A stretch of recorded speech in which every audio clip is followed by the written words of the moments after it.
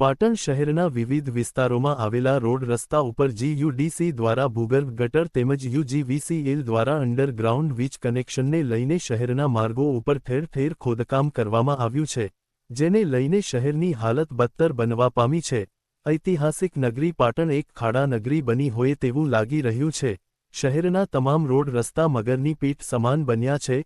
શહેરીજનોની અનેક રજૂઆતો છતાં નગરપાલિકા તંત્ર દ્વારા આ ખાડાઓનું યોગ્ય રીતે પુરાણ કરવામાં આવ્યું નથી, જેને લઈને હાલમાં વરસાદી માહોલમાં રસ્તા પર પડેલા ખાડામાં વરસાદી પાણી ભરાઈ રહેવાના કારણે નાના મોટા અકસ્માતોનો શહેરીજનો ભોગ બની રહ્યા છે।